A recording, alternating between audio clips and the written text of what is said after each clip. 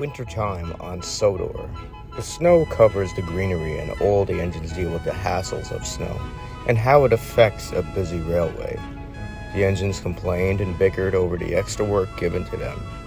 Toby, the little tram engine, was returning from the harbor one night and decided to take a shortcut through a track that cut through a small valley. "Almost home, Toby. Not much further now," said his driver. "Oh, I long for the warmth of my shed," said Toby. He rang his bell and it echoed through the walls of the valley. Not long after, he thought he heard a crumbling and rumbling sound from the tops and the edges of the valley. A large wave of snow came crashing down off of Toby's side.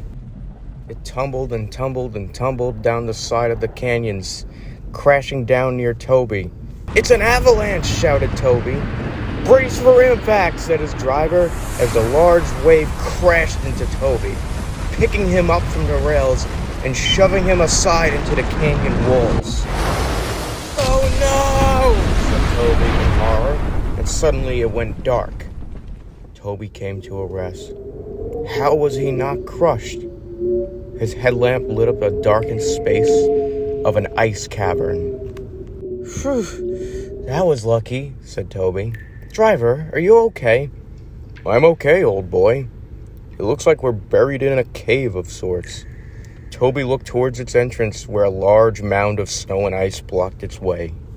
"Oh, damn it," said Toby. "How are we going to get out of here?" "I'm sure someone will find us," said his driver. "I'm going to have a look around," and his driver stepped out of his cab and walked around the cave. Toby looked around the cave. An echo of water dripping in the distance was heard, and a light gust of wind blew through the chasms. "Sure is a cold one out there." Toby nearly jumped out of his wheels. "Who said that?" He eyed a small tank engine in the far corner of the cave.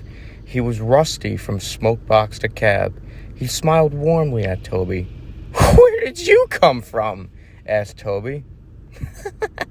"I've been here the whole time," said the engine. "Sure is cold out there. But the trees look beautiful in the snow, don't you think?" Sure. They sure do," said Toby. "How did you get here?" asked the engine to Toby. "An avalanche pushed me off the tracks and buried me and my driver in here." "Oh, that's how I got here too. Me and my coaches." "What coaches?" asked Toby. Toby glanced behind the tank engine and was shocked to see the axles and splintered wood in a pile behind the engine. His coaches were in smithereens, and as he squinted at the pile, he saw the skeletal remains of people amongst the splinters.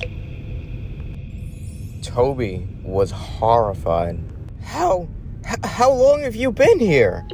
as he turned to look back at the engine, but when he did, the face on the engine was gone. Only the vacant black hole of where the engine's smoke box door once sat was in its place.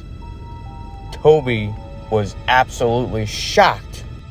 "Who are you talking to, Toby?" "Ah!" Toby jumped, but relaxed when he saw it was his driver. No one. It's nothing. I was just thinking out loud," said Toby. "Well, it's almost morning. Someone should be coming soon, I hope.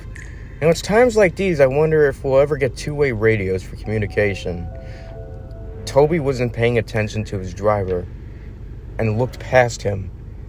Toby saw the bluish apparitions of a guard walking behind his driver. Some passengers with children were waving at Toby with smiles on their faces. Toby could see them, but he could also see right through them. "Toby? Toby!" A voice called out from the cave's entrance. It was Thomas. "That sounds like Thomas," said Toby. Thomas, we're in here. We're stuck in the cave. We're snowed in." "Hang on, we'll get you out," said Thomas from outside. Men with shovels and snowplows pushed the snow out of the cave's entrance, and Toby was finally rescued. Toby was loaded onto a low loader and taken away to the works by Percy. As Percy puffed away with Toby, he noticed the tram was awful quiet on the journey, but he didn't think much of it. Toby, however, was deep in thought about what he saw inside that cave. Was it real, or was it a dream? As he looked down at his buffers, he thought he heard an unfamiliar whistle ring out from within the valley, and a voice say, "Farewell, new friend." Toby hoped it was just the wind.